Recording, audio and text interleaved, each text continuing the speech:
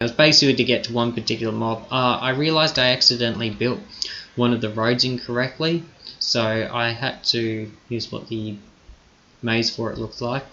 So I had to use so I basically dug the whole thing up and then rebuilt it where I wanted it.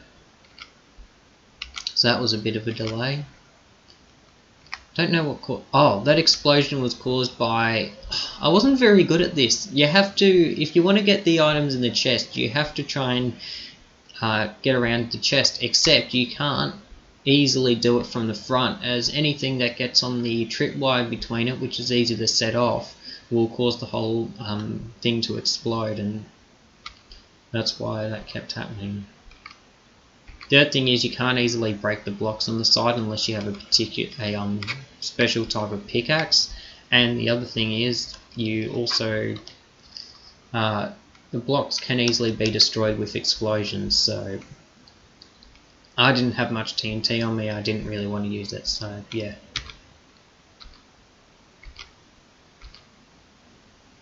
This was getting to a safe which is located in the center of the map, which can only be found using the maze. Or a maze map. I eventually managed to defuse the whole situation, get all the items, and then get out.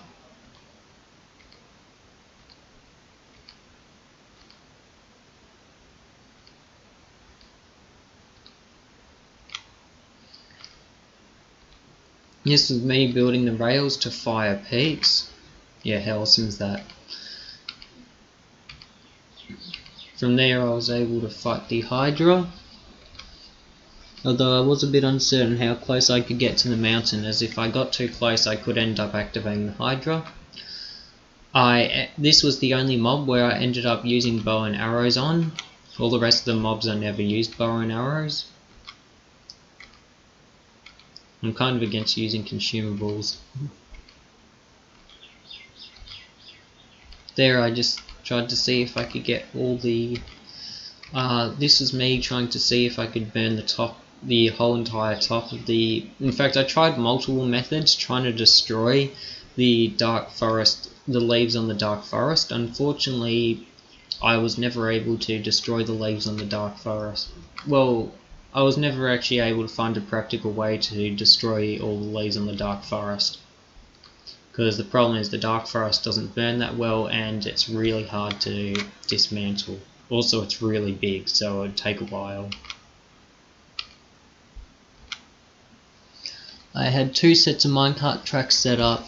One of them would go to a maze and the other one would go to...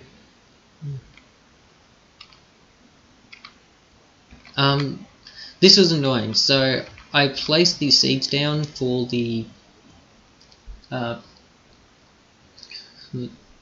get to where the giants are in Twilight Forest. Unfortunately, this is all that spawned from that, so not very helpful. So I ended up needing to go up the tower manually. From there I managed to get the giant's pickaxe, use giant to get to the chest that was stored inside, and then using what is it? This item here, and burn away the thorns to the giant castle. And that was basically where my experience with Twilight Forest ended. I never actually went into the castle, but that was a bit...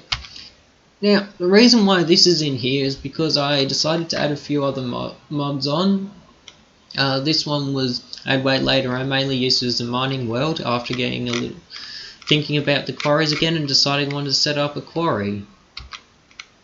So from there I then started trying to understand what was going on, set up a quarry, and make it bigger and bigger and start just disassembling the world using automated systems. Fortunately, things like the water didn't work in the way I was planning for it to. Also, these are water tanks in Minecraft, but unfortunately you can fill them up, but I couldn't find any easy way to empty them. This was the first main... this was using creative mode engines to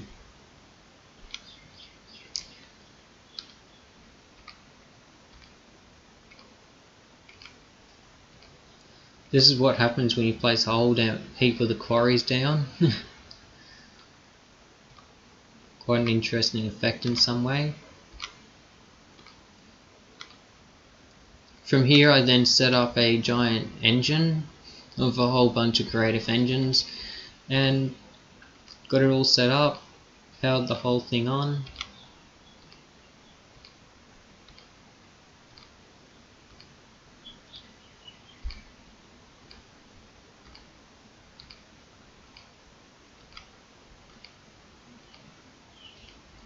And that's all my screenshots for the